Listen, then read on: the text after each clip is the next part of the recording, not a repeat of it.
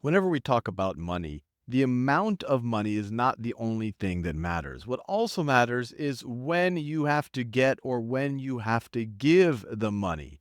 So, to think about this or to make it a little bit more concrete, let's assume that we live in a world that if you put money in a bank, you are guaranteed 10% interest, 10% risk risk-free interest in a bank.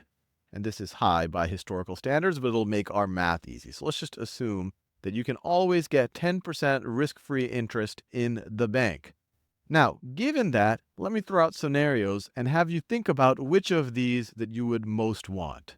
So I could give you $100 right now. That's option one.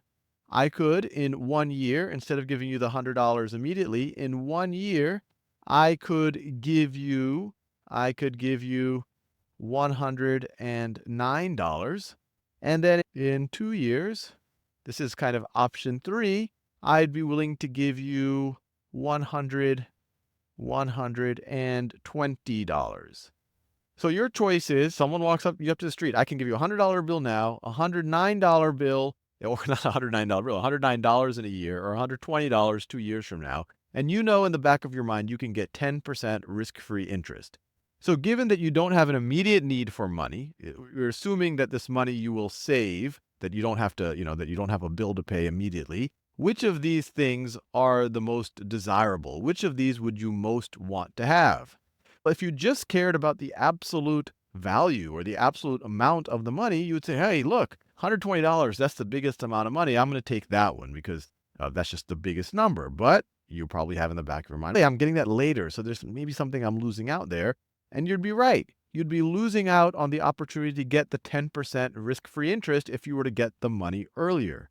And if you wanted to compare them directly, the thought process would be, let's see, if I took option one, if I got the $100, and if you were to put it in the bank, what would that grow? What would that grow to based on that 10% risk-free interest? After 1 year, 10% of $100 is $10. So you would get $10 in interest. So after 1 year, your entire savings in the bank will now be $110.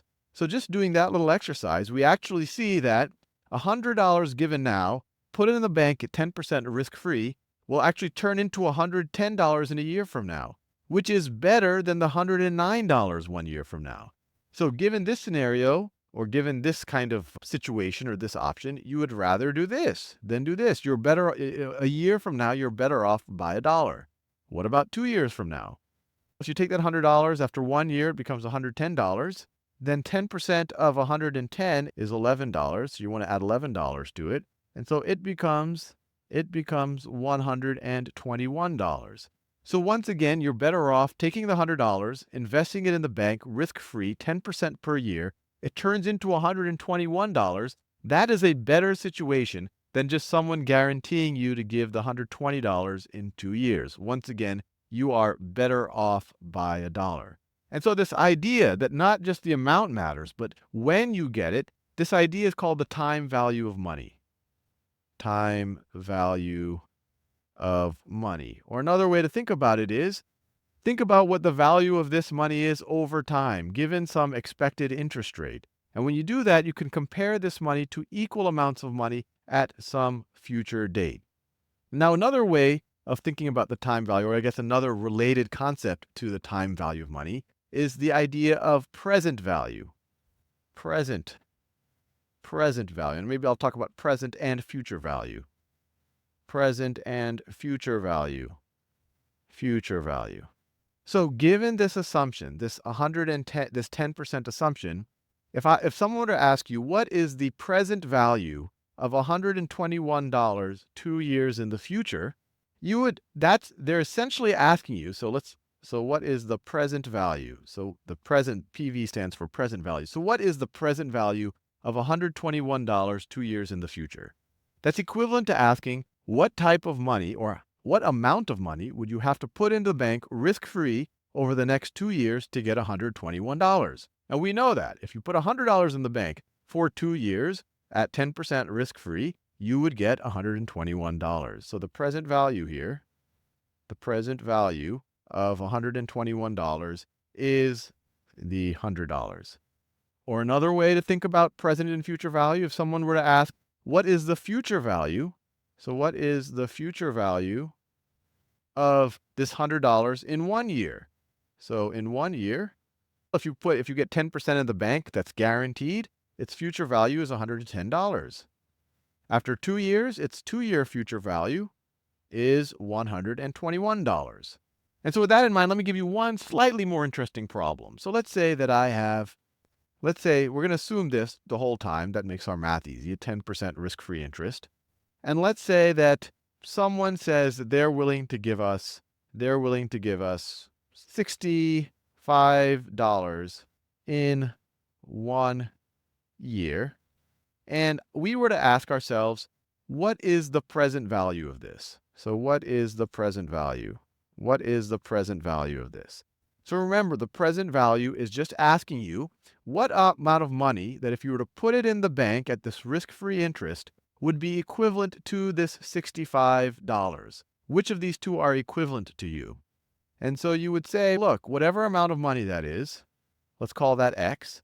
Whatever amount of money that is times, if I grow it by 10%, that's literally, I'm taking X plus 10% X plus, let me write it this way, plus 10% times X. Oh, let me make it clearer this way. X plus 10% of X should be equal to our $65.